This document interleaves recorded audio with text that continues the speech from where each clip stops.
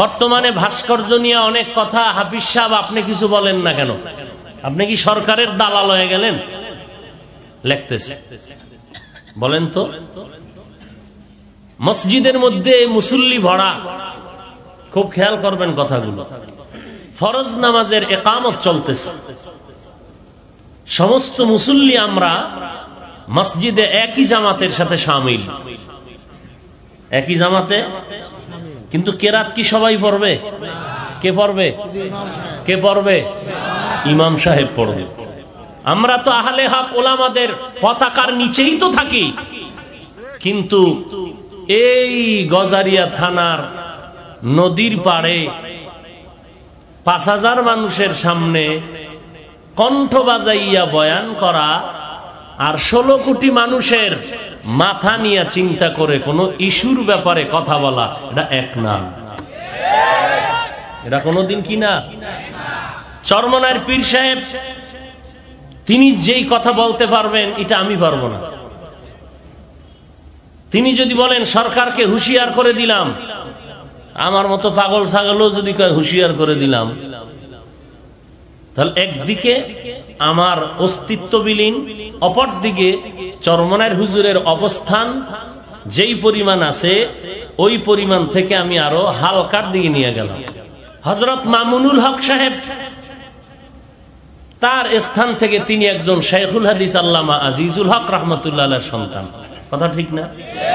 যার হাজার হাজার লক্ষ লক্ষ ছাত্র, চরমনার মরহুম পীর সাহেব হুজুরও তার ছাত্র ছিলেন। আমি যেটা বুঝাইতে চাই, এই বিষয়গুলো ওয়াজ করতেছি ময়দানে, এখানে তো চিল্লা চিল্লির কিছু নাই।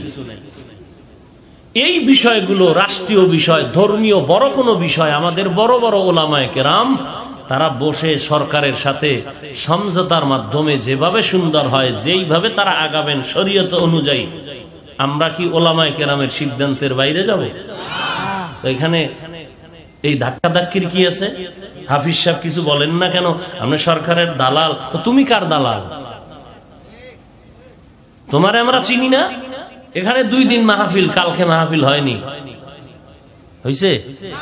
আজকেও আসর পর্যন্ত মাইক বন্ধ, পুলিশ এখানে বসা, হবে না। আমি আরেকটা ওয়াজ করিয়া আইসা ডাইরেক্ট থানায় গেছি, ওসি সাহেবের কাছে যে চা খাইতে যাব। আসরের সময় অনুমতি দিছেন, আপনারা বসছেন, কিছু কোরআন হাদিসের কথা শুনতে পারছেন।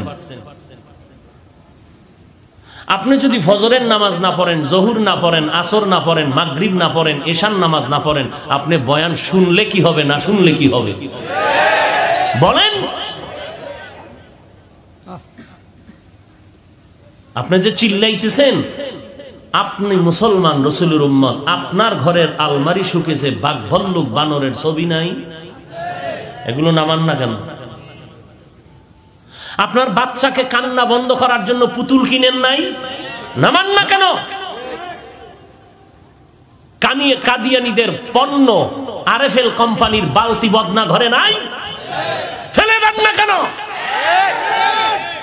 ময়দানে চিল্লানো আর ঘর ঠিক করা বহু ব্যবধান,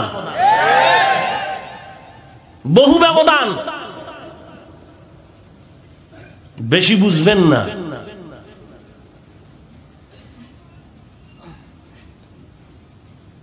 সরকারের সাথে হাটহাজারীর হুজুর সহ ইতিহাস শ্রেষ্ঠ এক সুসম্পর্ক মিথ্যা। আলেমদের সাথে একটা সম্পর্ক, সরকার ওলামা কেরামদের প্রতি যথেষ্ট নমনীয়।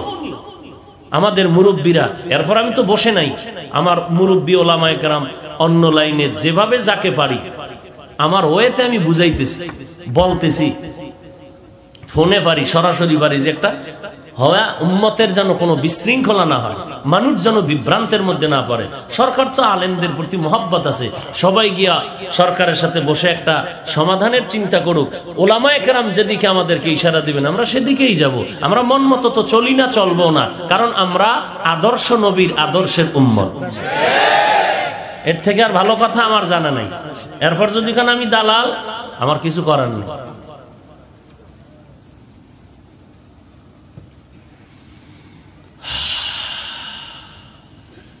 এটা জানি কদ্দুর মহাভারত অশুদ্ধ হয়ে যায়, কি কইলাম কি হয় আল্লাহ জানে, আল্লাহ জানে। কাইলটার ফামু আর মিডিয়াওয়ালারা তো পাইছে, ওনাদের কোন কথা মিলাই যে দিবে আল্লাহ ভালো।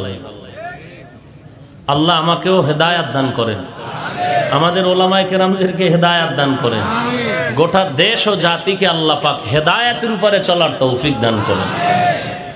কথা বললেও বিপদ, না বললেও বিপদ, বললে বিপদ, না বললেও কি বিপদ। কোন দিকে যাব?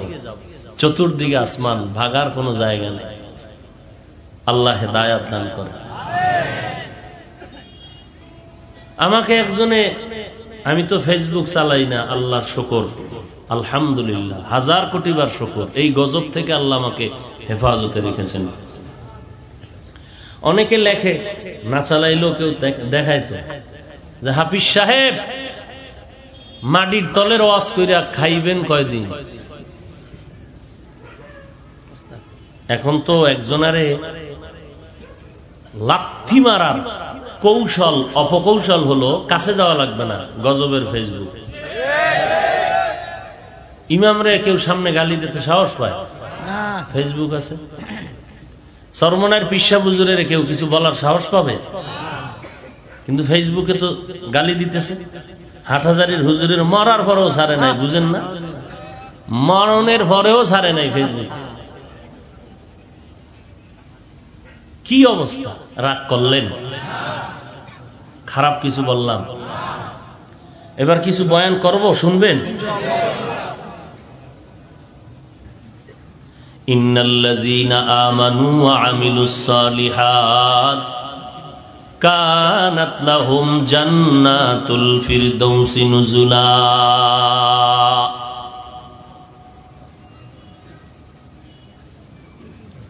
আল্লাহ তাআলা বলেন, নিশ্চয়ই যারা ঈমান আনয়ন করবেন, নেক আমল করবেন,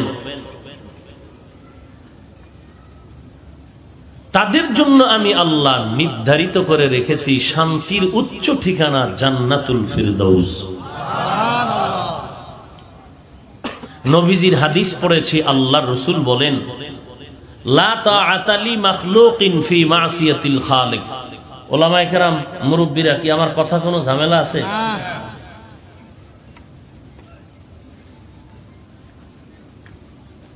আল্লাহর রাসূল বলেন, আল্লাহকে অসন্তুষ্ট করে পৃথিবীর ভিন্ন কারো আদেশ নিষেধ গ্রহণ করা হারাম।